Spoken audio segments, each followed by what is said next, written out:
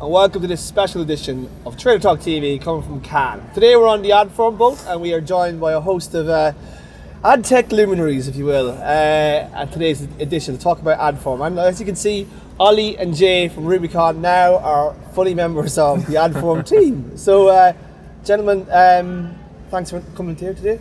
Thank you for coming. Thank you. Absolutely. So, the obvious question before I jump into talking about Adform and the ambitions for this year, why have you joined Adform? We'll start with you, Jay, first. We'll start with me first? Okay. So, I think the real reason why I joined and just as a kind of principal ideas of the company really spoke out to me in a big way. One, being independent, being completely transparent on the pricing structure. Those were two big things. And obviously I think the third was just really the caliber and size of the engineering team. Yeah. When you've got over 350 code committing engineers, you can build some great stuff. Yeah. So those are really the kind of three key reasons for me. And Ollie? And I'd add to that the depth of technology, right? Yeah. I've worked with Gustav and the team at Adform on the other side as a client for many years, and I've always been impressed by the caliber of the engineers and the product people and the people that we work with, but also just in terms of that depth of functionality. So ad serving, DSP, DMP, not a lot of people out here can attest to having that many tools in their arsenal, and that combined with a world-class sales team that's there is going to be something powerful. So great potential. Yeah, Gustav, I could argue that Adform are sort of ad tech's little gem. Well, not even little, but it's a hidden gem, if you will. So, like, you're coming out big by these hires. What's the? Are we sort of broadening the ambition of the company? I mean, like, for Adform has been on the go now 8 years, 9 years, more. A bit more than 10. Right, 10 years, profitable out of the gates. It's built an amazing engineering team, an amazing stack. But this seems to be the church are going to push out a bit bigger. So, what are the ambitions for this year? Well, I think to your point, I think we have been ambitious from day one. I just think we've been ambitious in a little bit different way that maybe many other companies. We've been super ambitious about our product strategy, about building a great company, about building something that lasts. I think probably you could argue that the commercial side has been a little bit more of a hidden gem. But I think with these gentlemen on board, I think we're definitely addressing that head on. Yeah. And I'm super proud to have you guys on board. I mean, as you mentioned, we've been Let's have a little cuddle. Yeah, let's have a cuddle. So it's been, I think we worked with these guys professionally for a number of years and huge respect for the results they've created with Rubicon, internationally. Yeah. And I think having that kind of capacity on the commercial side on board is just amazing on board this boat and on board Adform. And talk about the opportunity in LATAM, because obviously, Jay, you built the Rubicon and all these the international business for Rubicon. What are the opportunities for Adform in LATAM and APAC? Where do you see sort of like the key to the USPs for this company there? Yeah, well, I think obviously one really interesting aspect of it, and many markets in Latin America operate very differently the way the rest of the markets around the world do in terms of what's called non-deliverable currency. So what that means is it's very difficult to move, or there's taxes on moving money outside of the country, namely Brazil being probably the biggest market in the region which focuses on this. This is the 7th largest market, media market in the world.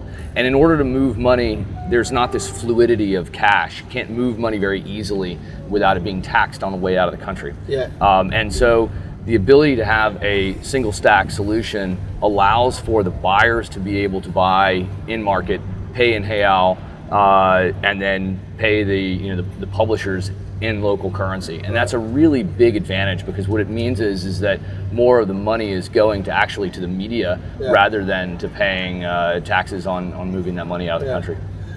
The other thing that's quite interesting about Adform is you've a lot of product, right? You've got your stack, but there's a certain element of modularity about it. You can take the DMP, you can take the ad serving with the DSP.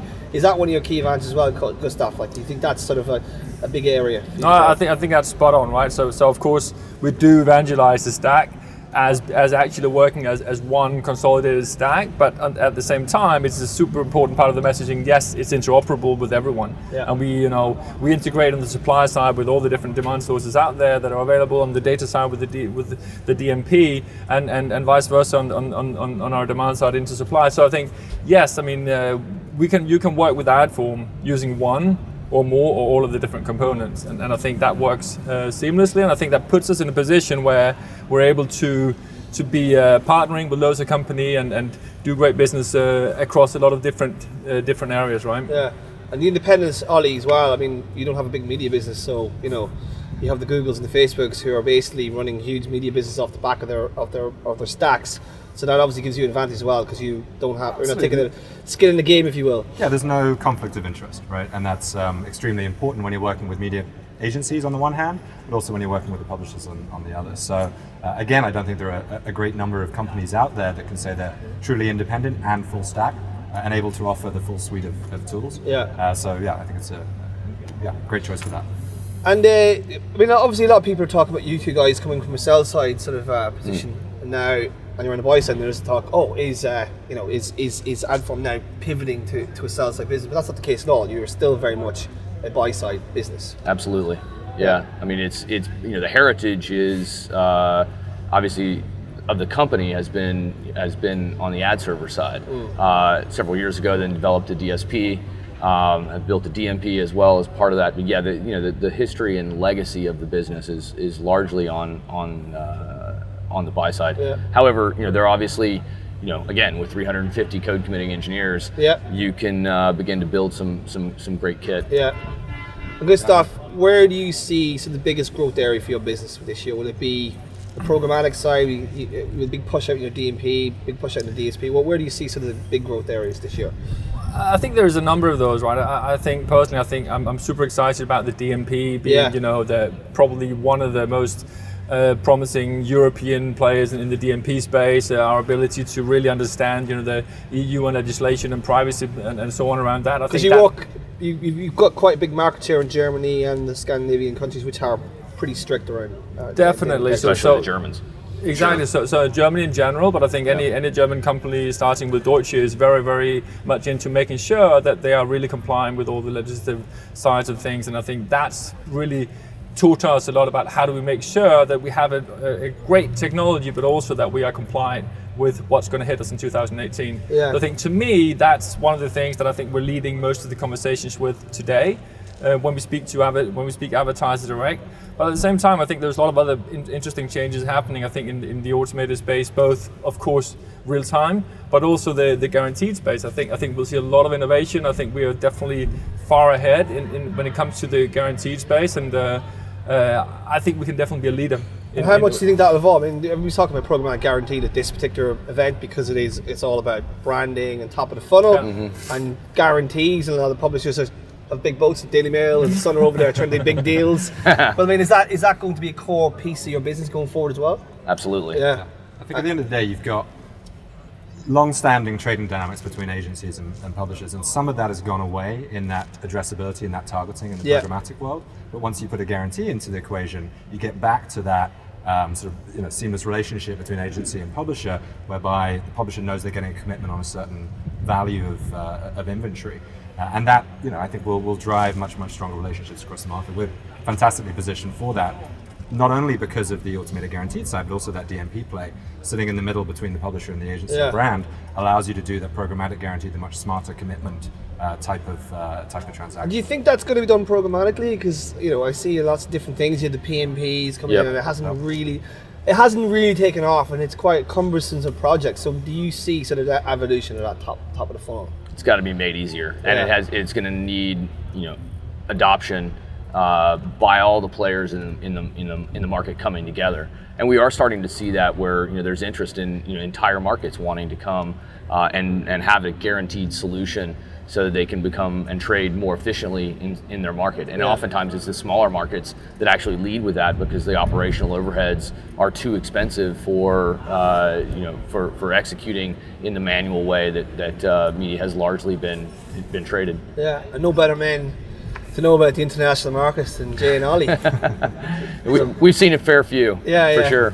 But I would just as a comment, I think that the programmatic part of it is super important, right? Because you have to always think of what's in it for the buyer side, right? And I think the automation, is largely, optimization of processes on the sell side. But for this to really take off and become an industry standard, there has to be, that what's in it for me and on the buyer side. And I think getting that, we have different models that we're working on right now to make the IO kind of programmatic as well.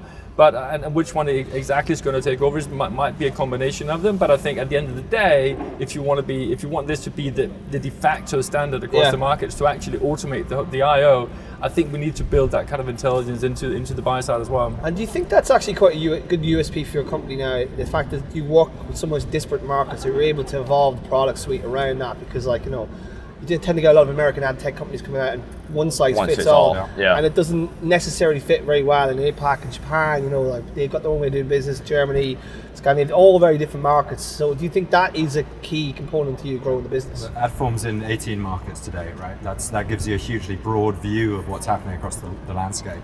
And in some cases, the different products will get different pickup in different markets, but also you'll be working with different constituents, agency or advertiser in each of those different regions, and they give you different feedback that goes into the product cycle and allows you to be sort of nimble and quick and build what the market's looking for. So. Okay.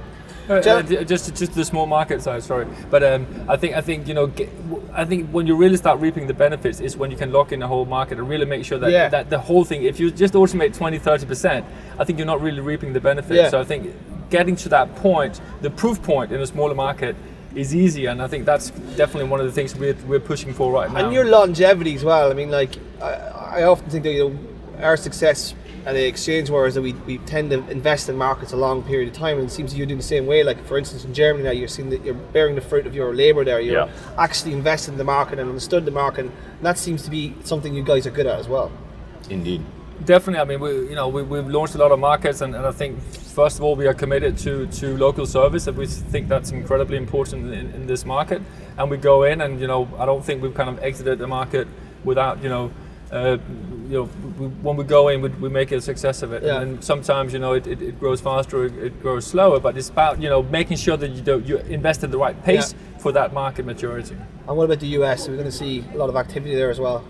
Year? Definitely. Yeah. We already have about 8 folks on the ground in New York, and obviously looking to scale that further. Okay. And what we're seeing obviously is more money coming the other way, looking outside the US. Exactly. Well, you're also seeing interest from agencies and brands to execute on a global basis, and so they want a global provider, and that's a really important aspect of where we're going as a business is to fill in those white spaces where we don't have a presence today, and further bolster the operations in markets where we do. Well, we're looking forward to your success and the big ad tech success here in Europe. So, gentlemen, thanks very much for joining me today, and thanks for the invitation to your boat, and best luck in new gigs. Thank you, Kieran. Thank you, Kieran. Thanks for having us. Great to have us. And we'll see you next time on Trader Talk TV.